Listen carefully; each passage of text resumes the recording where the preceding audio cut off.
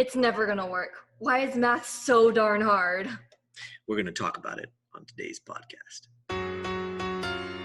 I've spent the last 20 years studying, teaching, and coaching people to find their greatness and take their lives to the next level. Along the way, it's become evident that emotions are at the root of everybody's successes and failures.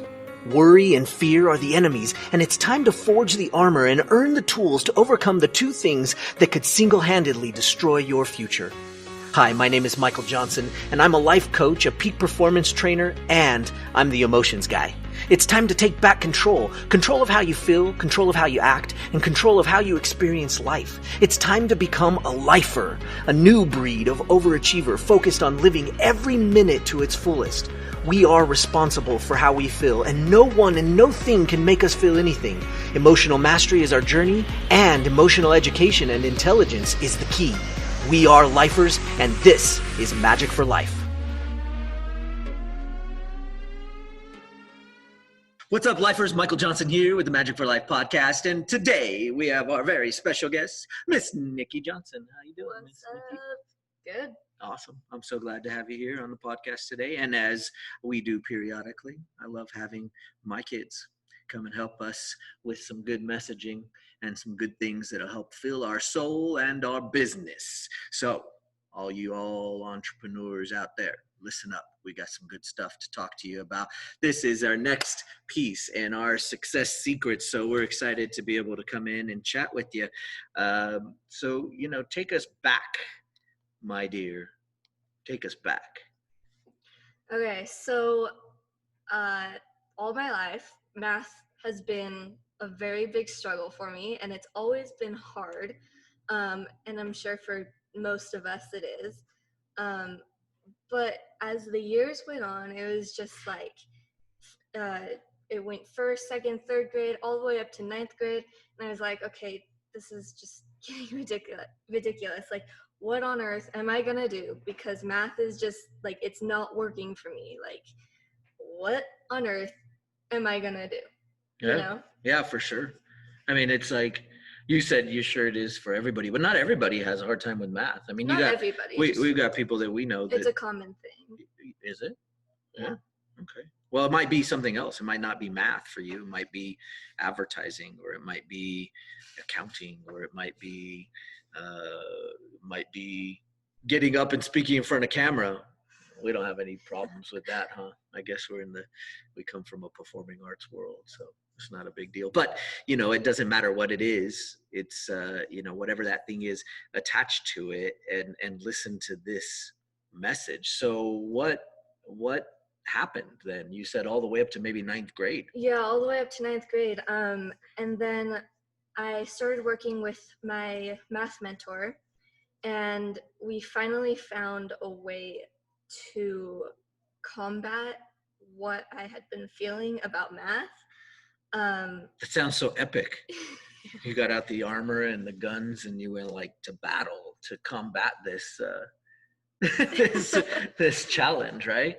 Yeah. So we sat down one day, and we just started brainstorming a bunch of ideas. And eventually we just found one that worked. And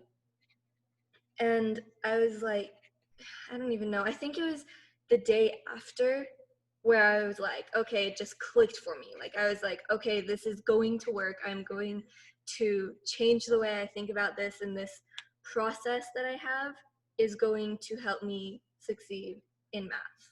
Like, it is for sure going to work.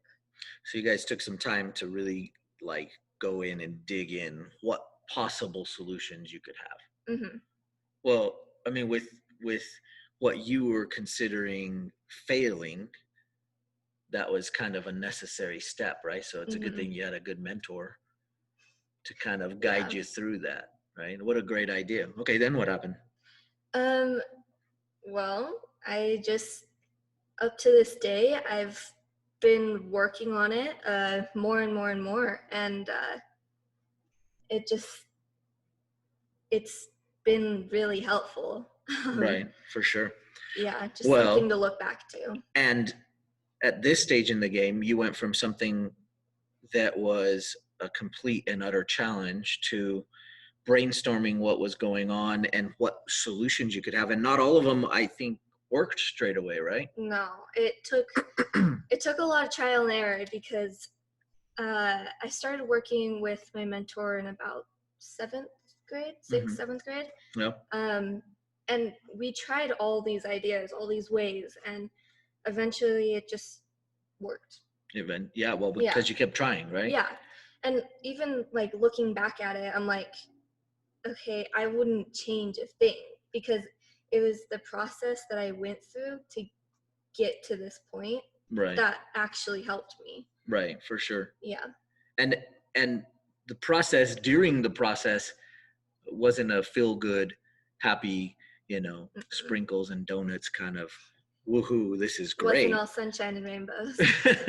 So, I remember watching it happen, and you just look at it from a parent's perspective, and I just kind of hope, like so many parents out there, you just kind of go, okay, what's going to be the thing that broke through? And what do you think it was along the way? I mean, you talked about being able to brainstorm different ideas, and you had a mentor, and you had a ton of practice, and you put a lot of time and effort into what it is that you were trying to accomplish. But what one thing in all of that you were doing, or maybe it was something you didn't mention, was the thing that kicked it over? It actually had to do with meeting someone new. Uh-huh.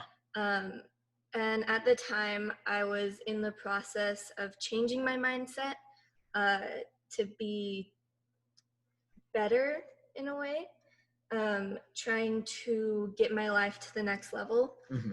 And so at that time, I had just met someone new, and that's just pushed me over the edge. And so they taught me how to, I don't even know, like they just showed up in my life, I guess. It's almost like you needed it, huh? Yeah. Yeah. And they didn't, I'm assuming they didn't like teach you, like, here, let me sit you down to teach you something. It was that their way of looking at life influenced how you started to look at life. Yeah. Yeah. Right. A different perspective. Right. And so oftentimes when our perspective can get shifted, or we can gain a new model of the world, then all of a sudden we can now overlay that onto what our model of the world is currently, and that can be rough, right? It's definitely a challenge. And I think in so many instances, especially in light of today's situation with all the crazy things that are going on in the world, it's easy to get stuck in your own model of the world, where all you can see is the blinders of what it is that's going on, maybe the problem that you're trying to overcome, or the thing that is the most important to you in your world. And sometimes it's about trying to find some way to take down the blinders so that you can actually get a better peripheral vision of what's going on around, and therefore gain new perspective to help you be able to take your world and your life into that next phase. And so you got this new perspective, and that influenced the overall whole. And then on the back end, it seems as though it all worked out for you, right? I mean, like, Mm-hmm. this last year of school for you in math particularly, how'd you do? Got an A. You got an A, Yeah. right? And it was a high A. You were like at 98%, Mm-hmm. which was massive considering you had an identity problem with math when we started, Yeah. right? The identity problem was pretty heavy, right? You used to say, I am not good at math, Mm-hmm. right? Yeah, and that's another thing is like, once I figured out that it's literally all about what you believe. And so when you start to change what you're telling yourself, it actually starts to change in real life. And so that's another thing that helped push me over, is that like what you say to yourself does a really big number on what becomes reality. It seems like that's a huge key to success. And when you look at so many of our, uh, you know, leaders and people that have been successful, whether it be in athletics or dance or business or marketing or whatever it is, the people that have led the way have had this interesting idea about how they work, their idea of themselves and what they believe in. Mhm. And as they believed in it more, they were able to bring more of it to the table and bring more of that success to them. And I really believe that it's part of this concept and idea that what you focus on you get. And it's, you can look back to movies like The Secret, or there's tons of stuff on affirmations and talking about the law of attraction and all that stuff. While it's true, there's some basic ideas behind it that make it really work. And part of it is that if you can't see it, it doesn't exist. And that's the idea that you have in your head, is you're looking in, well, if I can't see it, it doesn't exist. But we know that isn't necessarily true, right? We know that there is air, we can't see it. We know that there is cell phone reception, but we can't see it. We know there are microwaves in the oven that cook our food, but we can't see it, right? We know at times there are things that are seriously hot, and the air or the something around it is seriously hot. You can't see it, but if you stuck your hand in the oven, you would cook it. So like there are lots of things we can't see that are there. And until we can actually see it in our own mind's eye, not necessarily with our eyeballs, then oftentimes we have a hard time understanding that it could exist, and therefore having a hard time understanding that it could come to us. And so as much as the law of attraction could seem very woo out there and crazy, it's really about expanding our model of the world, our map as we see it, and being able to move forward from a new map, understanding how to look at it differently.